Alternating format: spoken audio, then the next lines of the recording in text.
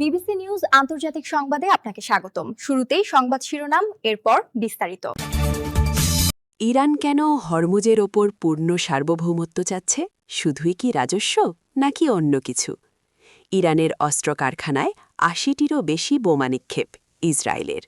জ্বালানি সংকটে ফিলিপাইনে ৩ শতাধিক পেট্রোল পাম্প বন্ধ। ইউক্রেনে রুশ বোমা হামলায় নিহত ৫। আপনি যদি মুসলিমদের পাশে থাকতে চান তাহলে ভিডিওতে লাইক করে চ্যানেলটি অবশ্যই সাবস্ক্রাইব করে দিবেন এবং কমেন্টে জানিয়ে দিবেন আপনার মূল্যবান মতামত। ইরান কেন হরমুজের ওপর পূর্ণ সার্বভৌমত্ব চাচ্ছে? শুধুই কি রাজস্ব নাকি অন্য কিছু?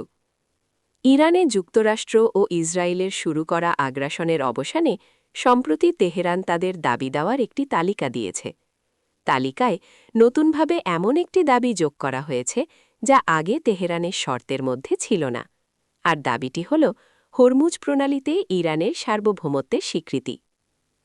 বিশ্বের মোট তেল ও তরলীকৃত প্রাকৃতিক গ্যাসের এলএনজি ১/৫ সাধারণত হরমুজ প্রণালীর মধ্য দিয়ে পরিবহন করা হয়। ইরান এখন এটিকে সবচেয়ে শক্তিশালী হাতিয়ার হিসেবে ব্যবহার করতে চাইছে। ইরান গুরুত্বপূর্ণ এই জলপথকে বছরে কয়েক শত কোটি ডলার আয়ের উৎসে পরিণত করতে চাইছে। একই সঙ্গে হরমুজ প্রণালীকে বৈশ্বিক অর্থনীতির ওপর চাপ সৃষ্টির একটি গুরুত্বপূর্ণ কেন্দ্রেও পরিণত করতে চাইছে তারা। ইরানের হামলার কারণে এই গুরুত্বপূর্ণ নৌপথ দিয়ে জাহাজ চলাচল প্রায় থমকে গেছে। এতে বৈশ্বিক জ্বালানি বাজারে তীব্র অস্থিরতা তৈরি হয়েছে। পারস্য উপসাগরের বাইরের দেশগুলিও জ্বালানি সরবরাহ নিশ্চিত করতে জরুরি পদক্ষেপ নিতে বাধ্য হয়েছে। আপনি যদি মুসলিমদের পাশে থাকতে চান তাহলে ভিডিওতে লাইক করে চ্যানেলটি অবশ্যই সাবস্ক্রাইব করে দিবেন এবং কমেন্টে জানিয়ে দিবেন আপনার মূল্যবান মতামত। ইরানের অস্ত্র কারখানায় ৮০টিরও বেশি বোমা নিক্ষেপ। ইরানের অস্ত্র কারখানা লক্ষ্য করে রাতভর বোমা হামলা চালিয়েছে ইসরায়েলি বিমান বাহিনী। রোববার ২৯ মার্চ রাতে এ হামলা চালানো হয়। ইসরায়েলি সেনাবাহিনী আইডিএফ জানিয়েছে এই স্থাপনাগুলোতে ৮০টিরও বেশি বোমা নিক্ষেপ করা হয়েছে। আইডিএফের তথ্যমতে লক্ষ্যবস্তুগুলোর মধ্যে ছিল দীর্ঘ পাল্লার অ্যান্টি এয়ারক্রাফট ক্ষেপণাস্ত্রের সমাবেশ কেন্দ্র, ট্যাঙ্ক বিরোধী এবং অ্যান্টি এয়ারক্রাফট ক্ষেপণাস্ত্রের উপাদান তৈরি করার কারখানা এবং ব্যালিস্টিক ক্ষেপণাস্ত্রের ইঞ্জিন উৎপাদন, গবেষণা ও উন্নয়নের একটি জটিল স্থাপনা।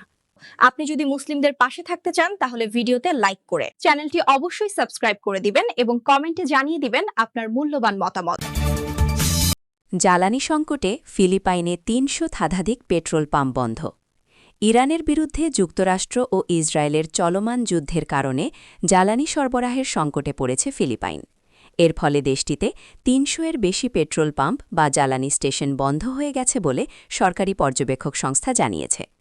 ফিলিপাইন ন্যাশনাল পুলিশের পর্যবেক্ষক অনুযায়ী আজ সোমবার ৩০ মার্চ পর্যন্ত দেশটিতে ৩৬৫টি স্টেশন বন্ধ রয়েছে।